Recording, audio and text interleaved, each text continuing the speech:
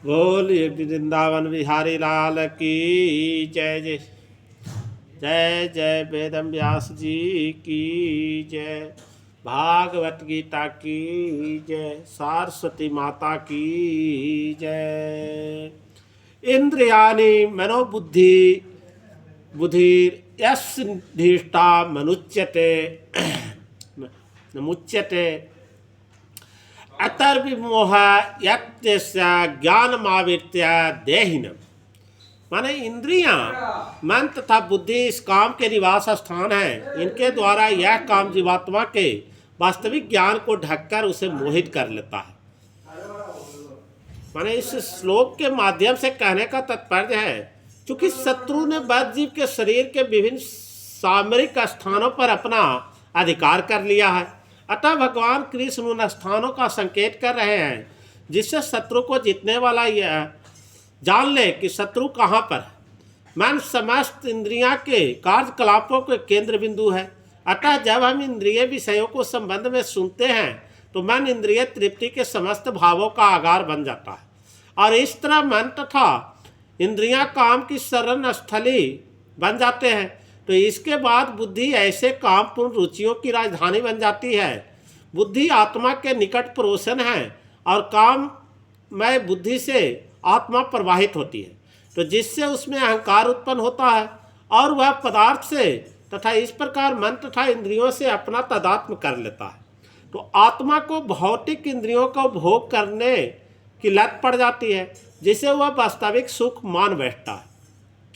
तो श्रीमद् भागवत में आत्मा के इस मिथ्या स्वरूप को अति उत्तम विवेचना की गई। अस्यात्मा बुद्धि कुंपे त्रिधातु के स्वाधाई कलत्राधि भौमि जति यतीर्थ बुद्धि सलील न कही कही भी गेसु सएव गोखरा। माने जो मनुष्य त्रिधातु निर्मित शरीर को आत्मस्वरूप जान बैठता है, जो देह के विकारों का स्वजन समझता है, जो जन्मभूमि को पूज मानता है, और जो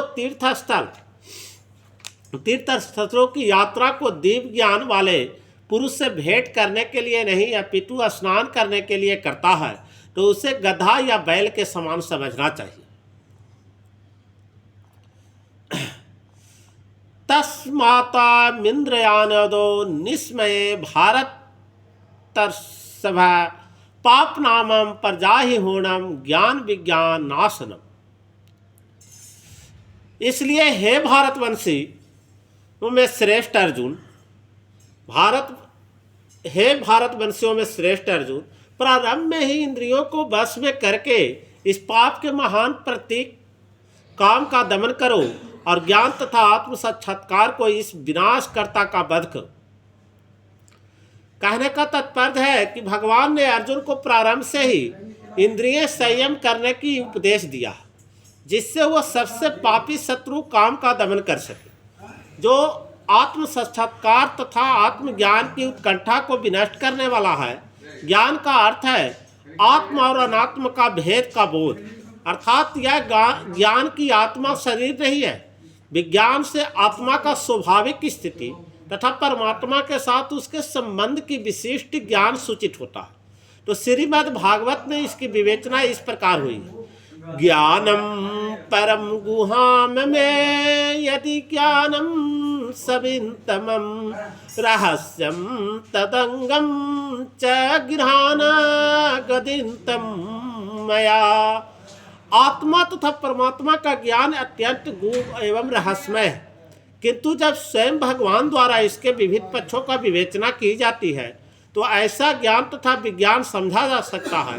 भगवत गीता में हमें आत्म का सम्मान तथा विशिष्ट ज्ञान तथा विज्ञान प्रदान करती है।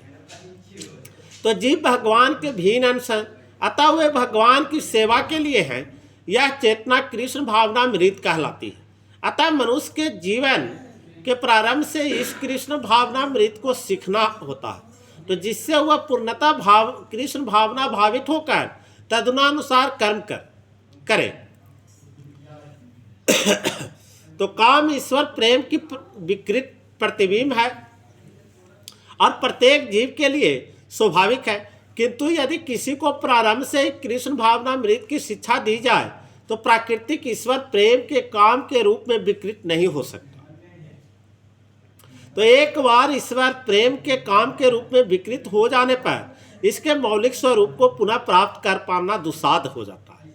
फिर भी कृष्ण भावनामृत इतना शक्तिशाली होता है कि विलंब से प्रारंभ करने वाला भी भक्ति के विधि विधानों को पालन करके ईश्वर प्रेमी बन सकता है। अतः जीवन को किसी भी अवस्था में या जब भी उसका अनिवार्यता समझी जाए तो मनुष्य कृष्ण भावनामृत या भगवत भक्ति के द्वारा इंद्रियों को वश में करना प्रारंभ कर सकता है और काम को भगवत प्रेम में बदल सकता है। तो जो मानव जीवन को पूर्णता की चरम अवस्था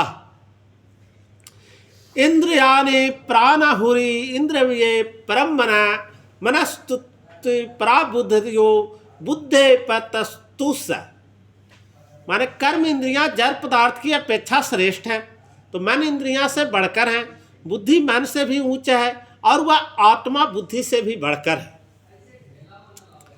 कहने का तात्पर्य है इंद्रियां काम के कार्यकलापों के विभिन्न द्वार है, तो काम का निवास शरीर में है किंतु इसे इंद्रिय रूप झरोखे प्राप्त है। अतः कुल मिलाकर इंद्रियां शरीर से ही श्रेष्ठ है, इंद्रियां शरीर से श्रेष्ठ है। तो श्रेष्ठ चेतना या कृष्ण भावनामृत होने पर ये द्वार काम में नहीं आते। तो कृष्ण भावनामृत में आत्मा भगवान के साथ सीधा संबंध स्थापित करता है। अतः यहाँ पर वर्णित शारीरिक कार्यों की श्रेष्ठता परमात्मा में आकर समाप्त हो जाता है।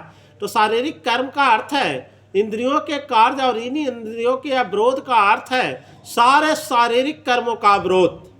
लेकिन चूंकि मन सक्रिय रहता है अतः शरीर का मौन तथा स्थिर रहने पर भी मन कार्य करता रहता है। तो यथा स्वप्न के समय मन कार्यशील रहता है किंतु मन के ऊपर भी बुद्धि की संकल्प शक्ति होती है और बुद्धि के भी ऊपर स्वयं आत्मा है।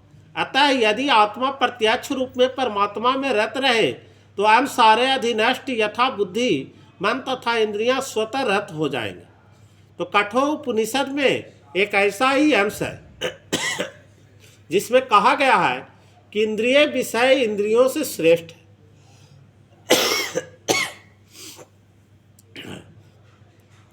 और इंद्रिय विषयों से श्रेष्ठ है। इंद्रिय विषय इंद्रियों से श्रेष्ठ है और मन इंद्रियों विषयों से श्रेष्ठ। अतः यदि मन भगवान की सेवा में निरंतर लगा रहता है तो इन इंद्रियों के अन्यत्र रत होने की संभावना नहीं रह जाती। इस मनोवृत्ति की विवेचना की जा चुकी है। पर दिष्टा निर्वर्तते परम दिष्टता निर्वर्तते, यदि मन भगवान की दीप सेवा में लगा रहे तो तुच्छ विषयों में उसका लग पाने की संभावना नहीं रह जाती। कठोपनिषद में आत्मा की महान कहा गया। अतः आत्मा इंद्रिय विषयों इंद्रियों मन तथा बुद्धि इन सब के ऊपर है। अतः सारी समस्या का हल यह है कि आत्मा के स्वरूप को प्रत्यक्ष समझा जाए। तो मनुष्य को चाहिए कि बुद्धि के द्वारा आत्मा की स्वाभाविक स्थिति को ढूंढे और फिर मन को निरंतर कृष्ण भावनामृत में लगाए रखे। इससे सारी समस्या हल हो जाती है। सामान्यतः नव दीक्षित अध्यात्मवादी को इंद्रिय विषयों से दूर रहने की सलाह दी जाती है, किंतु इसके साथ साथ मनुष्य को अपनी बुद्धि का उपयोग करके मन को सशक्त बनाया जाता है। यदि कोई बुद्धिपूर्वक अपने मन को भगवान के शरणागत होकर कृष्ण भावनामृत में लगाता है तो मन स्वतः सशक्त हो जाता है। और यद्यपि इंद्रियें सर्प के समान अत्यंत बलिष्ठ होती है किंतु ऐसा करने पर वे दंत विहीन सांपों के समान आसक्त हो जाएगी। यद्यपि आत्मा बुद्धि मन तथा इंद्रियों का भी स्वामी है तो भी जब तक इसे कृष्ण की संगति पर कृष्ण भावनामृत में सुदृढ़ नहीं कर लिया जाता तब तक चलायमान मन के कारण नीचे गिरने की पूरी संभावना बनी रहती। बोलिए वृंदावन बिहारी लाल की जय। जय जय श्री कृष्ण भगवान की जय।